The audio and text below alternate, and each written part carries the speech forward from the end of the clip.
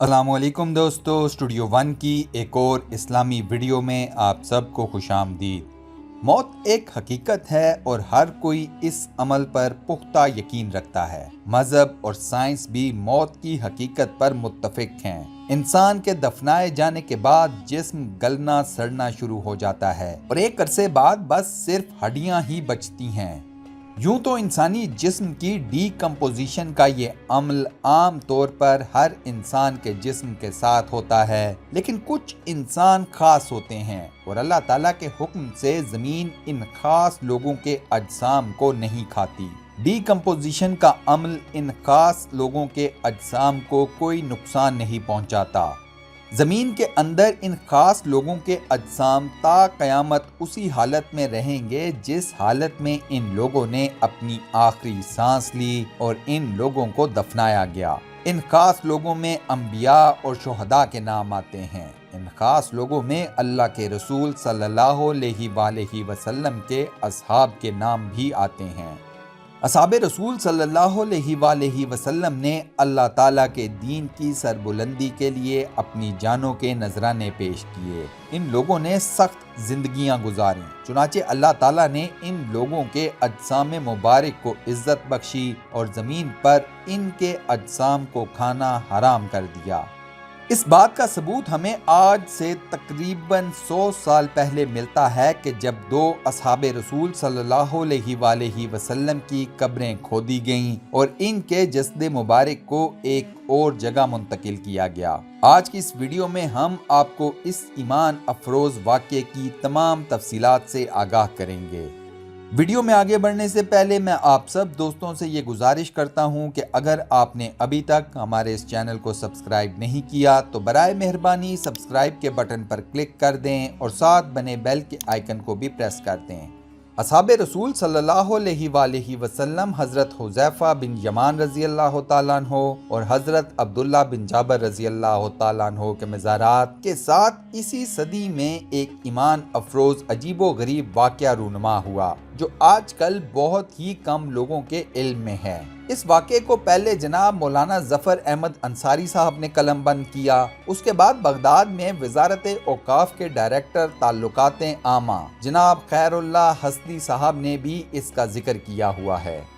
کچھ لوگ اسے 1929 کا واقعہ قرار دیتے ہیں جبکہ کچھ 1932 کا۔ اس وقت عراق میں بادشاہت تھی۔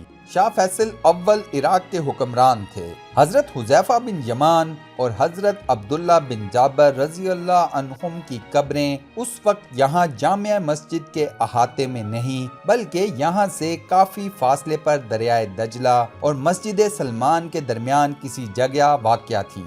1929 میں بادشاہ وقت نے خواب میں دیکھا کہ حضرت حذیفہ بن یمان اور حضرت عبداللہ بن جابر رضی اللہ عنہم ان سے فرما رہے ہیں کہ ہماری قبروں پر پانی آ رہا ہے، اس کا مناسب انتظام کرو۔ بادشاہ نے حکم دیا کہ دریائے دجلہ اور قبروں کے درمیان کسی جگہ کی کھدائی کر کے دیکھا جائے کہ دجلہ کا پانی اندرونی طور پر قبروں کی طرف رس رہا ہے یا نہیں۔ کھدائی کی گئی لیکن پانی رسنے کے کوئی آثار نظر نہیں آئے، چنانچہ بادشاہ نے اس بات کو ایک خواب سمجھ کر نظر انداز کر دیا۔ اس کے بعد پھر غالباً 1 سے 2 مرتبہ وہی خواب دکھائی دیا جس سے بادشاہ کو بڑی تشویش ہوئی۔ اس نے علماء کو جمع کر کے ان کے سامنے یہ واقعہ بیان کیا۔ کہا جاتا ہے کہ اس وقت عراق کے کسی عالم نے بھی بیان کیا کہ انہوں نے بھی یہی خواب دیکھا ہے۔ اس وقت مشورے اور بحث و تمہیز کے بعد رائے یہ قرار پائی کہ دونوں بزرگوں کی قبر مبارک کو کھول کر دیکھا جائے اور اگر پانی وغیرہ آ رہا ہے تو ان کے جسموں کو منتقل کیا جائے۔ اس وقت کے علماء نے بھی اس رائے سے اتفاق کر لیا۔ تاریخ کی کچھ دیگر کتابوں میں یہ واقعہ یوں درج ہے کہ ایک رات شاہ فیصل اول کے خواب میں حضرت حذیفہ بن یمان رضی اللہ تعالیٰ عنہ تشریف لائے اور فرمایا، اے بادشاہ، جابر بن عبداللہ رضی اللہ تعالیٰ عنہ اور مجھے دجلہ کے کنارے سے نکال کر کسی محفوظ مقام پر منتقل کرو کیونکہ میری قبر میں پانی بھر چکا ہے، جبکہ عبداللہ انصاری رضی اللہ تعالیٰ عنہ کی قبر میں بھی پانی بھر رہا ہے۔ شاہ فیصل اول اپنی مصروفیات کی وجہ سے اس بات پر توجہ نہ دے پائے اور یہی خواب اگلی رات بھی انہیں نظر آیا، مگر وہ پھر اپنے کاموں میں مصروف رہے۔ تیسری رات حضرت حذیفہ بن یمان رضی اللہ تعالیٰ عنہ عراق کے مفتی اعظم کے خواب میں تشریف لائے اور فرمایا کہ میں بادشاہ کو 2 راتوں سے ہماری منتقلی کا کہہ رہا ہوں، مگر وہ توجہ نہیں دے رہے۔ تم اس پر زور دو کہ وہ ہماری قبور منتقل کرنے کے انتظامات کرے۔ اس کے بعد مفتی اعظم، وزیر اعظم اور شاہ فیصل اول کے درمیان ملاقات میں طے پایا کہ مفتی صاحب اس بارے میں فتویٰ جاری فرمائیں گے اور وزیر اعظم پریس کو بیان جاری کریں گے تاکہ عوام کو اس کے متعلق خبر ہو جائے۔ چونکہ قرون اولیٰ کے 2 عظیم بزرگوں اور صحابی رسول صلی اللہ علیہ وآلہ وسلم کی قبروں کو کھولنے کا یہ واقعہ تاریخ میں پہلا واقعہ تھا، اس لیے حکومت عراق نے اس کا بڑا اہتمام کیا۔ اس کے لیے ایک تاریخ مقرر کی گئی تاکہ لوگ اس عمل میں شریک ہو سکیں۔ اتفاق سے وہ تاریخ ایام حج کے قریب تھی۔ جب اس ارادے کی اطلاع حجاز پہنچی تو وہاں حج پر آئے ہوئے لوگوں نے حکومت عراق سے درخواست کی کہ اس تاریخ کو قدرے مؤخر کر دیا جائے تاکہ حج سے فارغ ہو کر جو لوگ عراق آنا چاہیں وہ آ سکیں۔ ابتدائی طور پر یہ فیصلہ ہوا کہ 10 ذی الحج کو قبور مبارکہ کی منتقلی کا مقدس فریضہ سر انجام دیا جائے گا، مگر حجاج کرام کی درخواست پر تاریخ 20 ذی الحج مقرر کر دی گئی تاکہ حج سے فارغ ہونے والے بھی اس اہم موقع پر پہنچ سکیں۔ کہا جاتا ہے کہ مقررہ تاریخ پر نہ صرف اندرون عراق بلکہ دوسرے ممالک سے بھی لوگوں کا ایک بہت بڑا ہجوم صحابہ رسول صلی اللہ علیہ وآلہ وسلم کی قبر مبارک کے پاس پہنچ گیا۔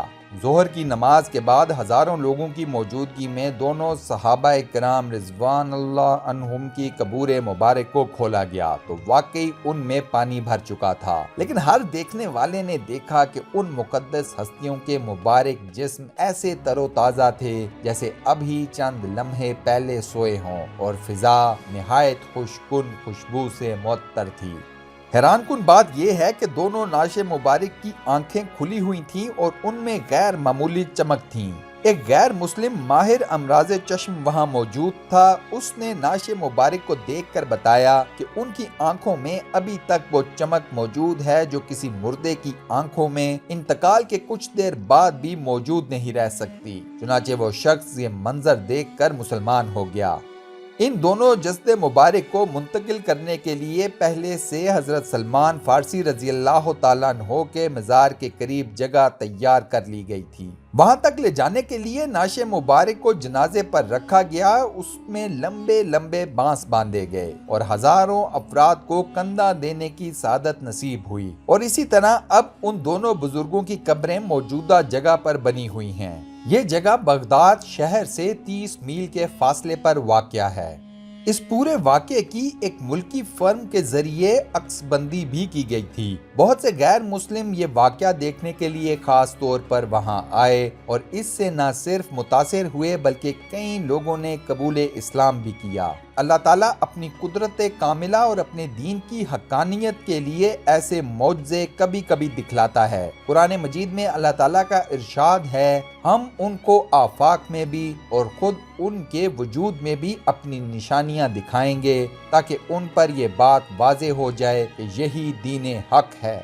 یہاں یہ بات بھی قابل ذکر ہے کہ حضرت جابر رضی اللہ تعالیٰ عنہ کے والد عبداللہ رضی اللہ تعالیٰ عنہ غزوہ احد کے سب سے پہلے شہید تھے، اور آپ صلی اللہ علیہ وآلہ وسلم نے ان کو حضرت عمرو بن جموح رضی اللہ تعالیٰ عنہ کے ساتھ ایک ہی قبر میں دفن فرمایا تھا۔ اس وقت مسلمانوں کی تنگ دستی کا یہ عالم تھا کہ شہداء کے لیے کفن تک میسر نہ تھا، اس لیے حضرت عبداللہ کو ایک چادر میں کفن دیا گیا جس میں چہرہ تو چھپ گیا لیکن پاؤں کھلے رہے جن پر گھاس ڈالی گئی۔